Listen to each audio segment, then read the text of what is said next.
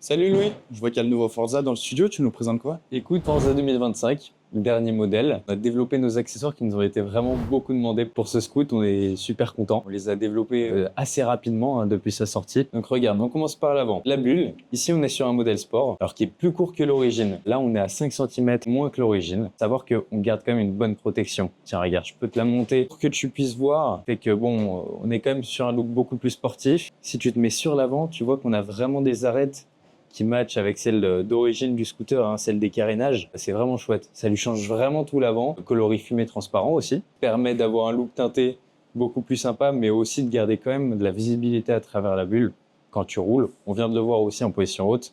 Ça peut être gênant quand on a des modèles opaques. Là, on n'est pas gêné. Meilleur style. Elle est plus courte que l'origine, mais quand je la vois monter, elle paraît pas, hein. Non, non, non. L'origine, et elle est puis, vachement grande, hein. D'origine, Ça elle fait est un mur. vachement grande.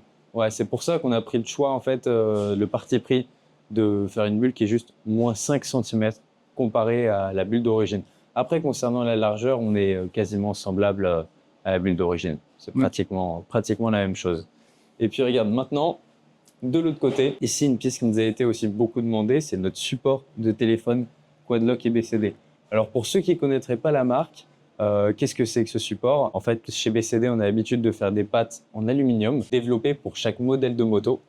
Et avec l'adaptateur qui fait la jonction, ça permet de fixer les systèmes Quadlock. Donc, on choisit systématiquement de faire nos supports en position tête haute. Donc, ça te permet vraiment d'avoir juste à baisser un petit peu les yeux pour avoir toutes les informations. C'est l'idéal quand tu roules. Et puis ici, donc, on est sur un beau support, tu vois, qui se fixe de part et d'autre du compteur. Très, très simple, hein. Fait travailler, technique. Évidemment, c'est une pièce en aluminium, donc découpée CNC, qu'on vient plier et anodiser pour vraiment avoir un rendu impeccable. Et ça sublime vraiment, je sais pas ce que tu en penses, mais le Ouais, look du au-delà du scooter. côté pratique, la pièce, elle fait vraiment Mais c'est une travailler. belle pièce. C'est ça. C'est une belle pièce, un bel accessoire. La pièce peut paraître un petit peu haute parce qu'on l'a rallongée de manière à pouvoir mettre tous les téléphones du marché en position verticale, sans que ça te cache les informations du compteur.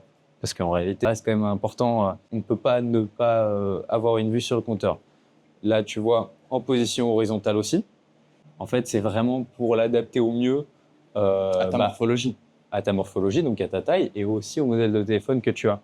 À savoir, même si bon, on développe toujours nos supports téléphone avec la plus grosse coque Quadlock qui existe sur le marché. Tu vois, on aperçoit même la petite gravure laser BCD. Et il charge le téléphone, du coup, avec le Et support il à charge.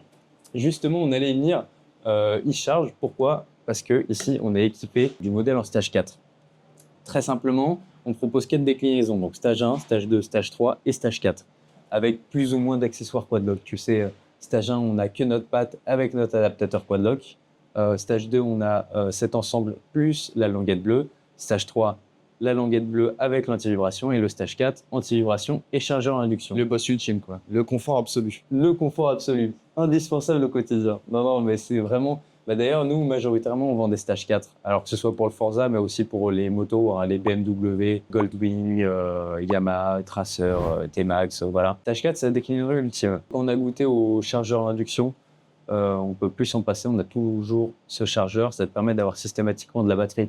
Et quand tu roules avec Waze, Coyote, ou même ton intercom aussi, qui consomme de la batterie puisque tu es en Bluetooth. D'ailleurs, c'est le chargeur qu'ils utilisent dans le nautisme, tu sais, les chargeurs bateaux, souvent, donc qui est totalement waterproof, totalement étanche. On roule aussi par temps de pluie, et c'est vraiment indispensable. Concernant le montage, Comment il se monte celui-là, du coup? Parce que comme il est directement relié, tu le branches pas en USB sur le scooter. alors non, pour répondre à ta question, ce câble, tu vois, on le fait passer juste derrière la casquette de compteur ici, et là, tu récupères le câble, en fait. Et puis là, tu peux voir, en fait, qu'il rentre à l'intérieur du carénage du guidon. On l'a fait passer à l'intérieur, on a enlevé ce petit cache, c'est retiré en 30 secondes et en fait on fournit avec le stage 4 des petites connectiques, tu sais, rouges et grises. On est sur un plus après contact qui vient alimenter cette prise, on se refixe dessus, c'est plug and play, il n'y a aucune modification du faisceau. C'est hyper important de le préciser parce que tout ce qui est électrique, on a peur souvent d'y toucher. Moi le premier, j'aime pas ça bidouiller, et surtout sur des véhicules neufs, de le Tout en mettre gardant la prise. et de le retirer à tout moment, tout en gardant la prise. Donc aucune modification esthétique. Ça se passe juste derrière. Bah, en fait, c'est la meilleure solution qu'on puisse avoir. Après, on n'est pas obligé de le monter bien sûr en stage 4. Il y a certaines personnes qui ne vont pas vouloir du chargeur à induction pour X raisons. Si tu veux, pour monter le support de téléphone, tu retires encore une fois juste ces deux vis-là. Tu mets la petite réglette et en fait, ton support, il est monté super rapidement. Donc, c'est encore plus simple pour les autres versions. On a quoi aussi? On a des coques de rétro, je vois. Coup de coque de rétro, donc ça, c'est les coques qui étaient déjà dans notre catalogue, donc qui étaient sur l'ancien modèle. Coque de rétro, on est sur une pièce thermoformée qui est très jolie. Là, on est sur du PMMA teinté dans la masse noir brillant. Donc, c'est pas de la peinture, ça résiste dans le temps aux hydrocarbures, c'est super. Et puis en fait, ça redessine vraiment la forme du rétro. Tu vois les lignes très très sportives. C'est sympa avec la petite découpe ici en carbone 3M. J'aime beaucoup, à savoir que les logos, hein, systématiquement, on le rappelle, ne sont pas présents d'origine sur les produits. En fait, on les livre à part, on colle pas le logo BCD, le logo de notre marque, sur toutes les pièces. Libre à vous de le coller ou non. Et puis regarde, j'en profite aussi au niveau de la transmission. Ici, tu sais, ça c'est notre cache-chaîne. C'est une pièce qui existe depuis un peu de temps. En fait, on la faisait aussi beaucoup pour les cache-courroies des T-Max. On nous l'a demandé pour le XADV, le Forza, qui est compatible donc avec toutes les autres générations. Et puis, tu sais, ça te permet de retirer tout le gros cache en plastique que tu as. Tu as plusieurs intérêts. Déjà, évidemment, au niveau du look, parce que c'est une belle pièce.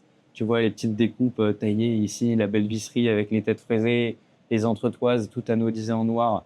Aussi, la petite dent de requin, c'est très, très chouette, c'est beau. Et puis aussi, au niveau de l'entretien, c'est beaucoup plus simple aussi pour la nettoyer. Parce que vraiment, le carter d'origine en plastique englobe vraiment la totalité. Donc après, pour le montage, en fait, tu as juste à enlever les fixations de l'origine. Ici, hop, hop, hop, hop. Et en fait, tu remplaces simplement par notre pièce. Donc c'est relativement simple. Et je vois du carbone un peu partout sur le scooter. Écoute, on a mis nos coques de rétro. On voulait en faire un petit peu plus. On a fait un joli covering carbone avec notre logo ici, sur tout le flanc. C'est vraiment sympa parce que le flanc est très très beau, hein. Le flanc du Forza 2025, on l'a vraiment sublimé avec notre covering. Bon, on aime ou on n'aime pas. Nous, on est particulièrement fan, on est vraiment content du résultat. Donc ici sur le flanc à l'avant et aussi sur l'arrière, sur toute la coque arrière en fait, on a mis un beau liseré. Ça lui finit vraiment le look, son aspect global. On est très content parce que c'est sûr que c'est des pièces qu'on nous avait beaucoup demandé pour le Forza. On a eu beaucoup de retours positifs. Puis voilà, écoutez, n'hésitez pas à nous dire aussi ce que vous en pensez en commentaire. J'en profite pour remercier grandement Boulmiche Moto, la concession à Paris. On vous mettra quelques petites photos juste ici. Merci beaucoup à Didier et à toute son équipe pour nous avoir prêté ce Forza 750. Donc évidemment, vous pouvez retrouver donc l'intégralité de ces pièces qu'on vous a présentées, mais aussi les autres pièces BCD Honda directement à sa concession. Puis sinon, vous pouvez aussi retrouver toutes les pièces sur notre site, donc bcddesign.com. N'hésitez pas à liker, commenter, partager et à nous dire ce que vous avez pensé de cette vidéo en commentaire. Et puis sur ce, on se dit à bientôt pour une prochaine vidéo.